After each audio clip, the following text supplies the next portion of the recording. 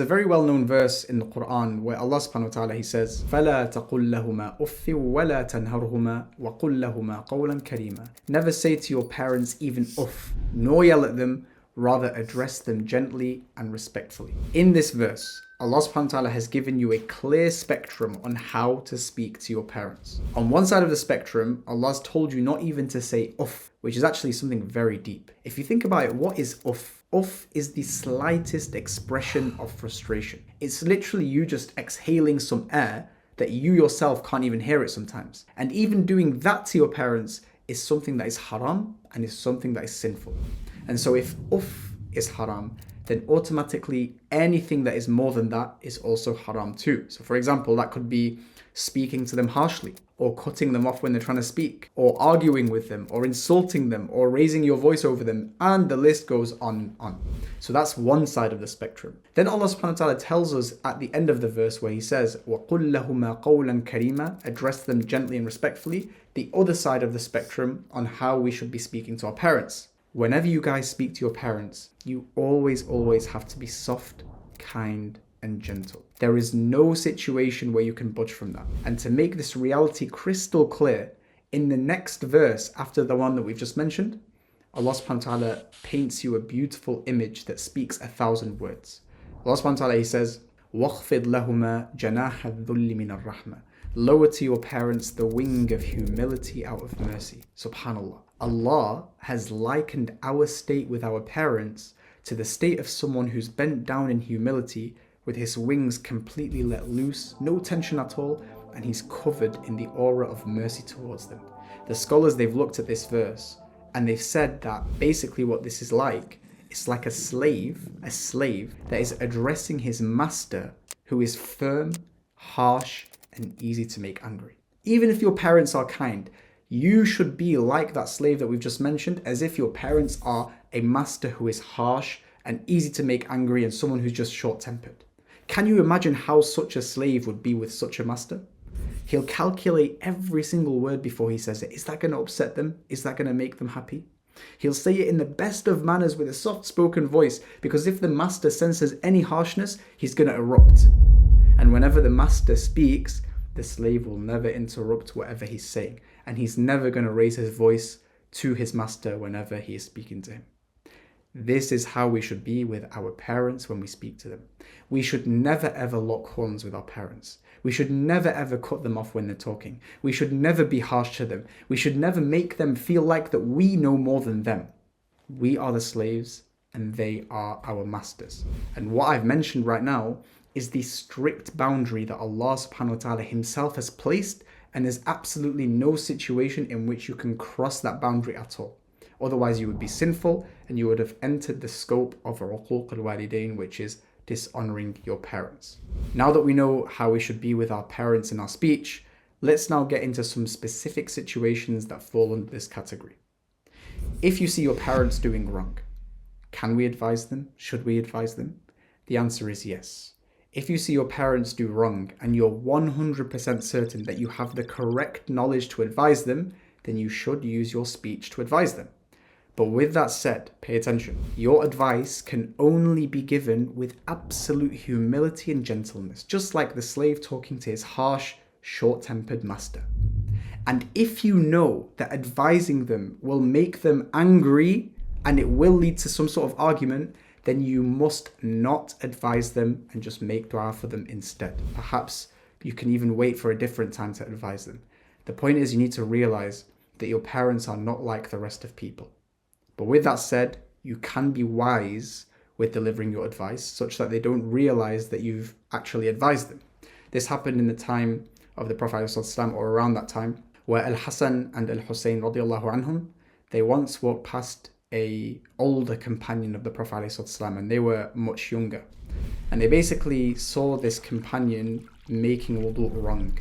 So they recognized that actually they're younger and he's a lot older. So what they decided to do was that they would go next to him and one of them would say, "Hey, am I doing wudu right?" And they would do wudu in the same way the man did, and the second one would correct them loudly so that the other person could hear. And so they did exactly that, and when they finished, done, advice has been delivered. No one was put in an awkward situation. The point came across clearly, and advice was given indirectly.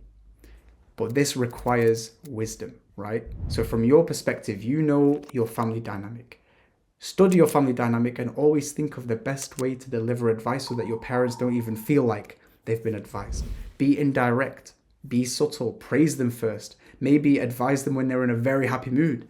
It lies with you, just use your intellect. And that's all regarding advising them. طيب. How about when you call them? Can you call them by their name? Is there any limits on that?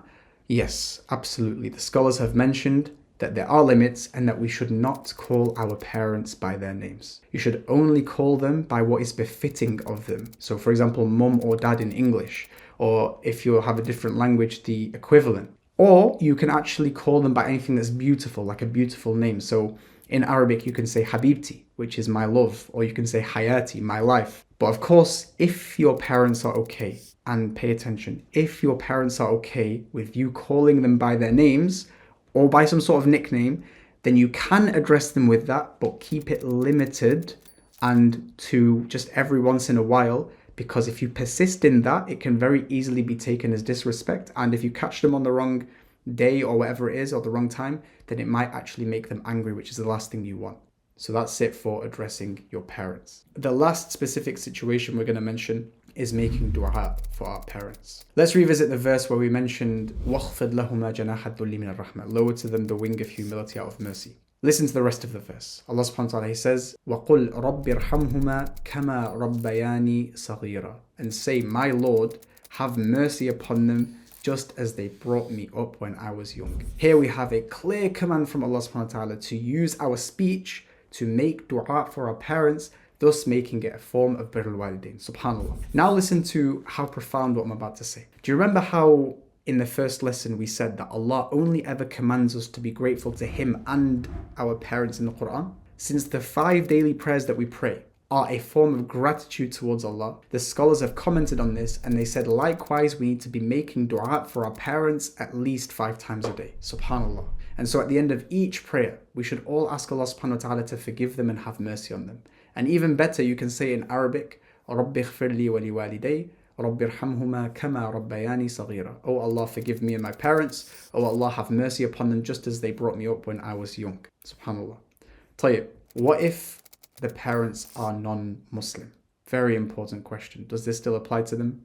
The answer is no. And I ask Allah subhanahu wa ta'ala to make it easy because this is very difficult to go through. If your parents are alive, then keep asking Allah subhanahu wa ta'ala to guide them to Islam. But if they pass away as non-Muslims, then you cannot make dua for them at all. Allah subhanahu wa ta'ala, He says in the Quran, مَا كَانَ لِلنَّبِيِّ وَالَّذِينَ آمَنُوا أَن يَسْتَغْفِرُوا لِلْمُشْرِكِينَ وَلَوْ كَانُوا أُولِي قُرْبَى مِن بَعْدِ مَا تَبَيَّنَ لَهُمْ أَنَّهُمْ أَصْحَابُ الْجَحِيمِ. It is not proper for the Prophet ﷺ or the believers to seek forgiveness for the disbelievers, even if they were close relatives, after it's become clear that they are bound for the hellfire. This verse was sent to the Prophet ﷺ himself when he lost his own father figure. When his father figure passed away, he was so emotional that he insisted, I'm going to continue making dua for you until Allah stops me. And then Allah revealed that verse, telling him not to do it. This is just one of the tests of life, and it's a very, very difficult test indeed. And so for that, if your parents pass away as disbelievers, just find solace that the greatest human being to walk the face of the earth had the exact same test as you. And not only did the greatest human being, the Prophet ﷺ, go through this, but also the Prophet Ibrahim ﷺ too, who is known as Khalilullah, the close friend of Allah subhanahu wa ta'ala. In that verse that we just mentioned, the next one after addresses Ibrahim ﷺ. Allah subhanahu wa ta'ala, He says, فَلَمَّا تَبَيَّنَ لَهُ أَنَّهُ عَدُوٌّ لِلَّهِ تَبَرَّأَ مِنْهُ إِنَّ إِبْرَاهِيمَ لَأَوَّاهٌ حَلِيمٌ. When it became clear to Ibrahim that his father passed away as an enemy of Allah, he broke ties with him. Khalas, no dua, nothing. Ibrahim was truly tender-hearted and forbearing. Subhanallah. It's almost as if Allah subhanahu wa ta'ala consoled the Prophet ﷺ when he lost his father figure with what happened with Ibrahim ﷺ, and by extension Allah is now consoling the rest of us with the stories of the 2 greatest people to walk the face of the earth that had the exact same test as you.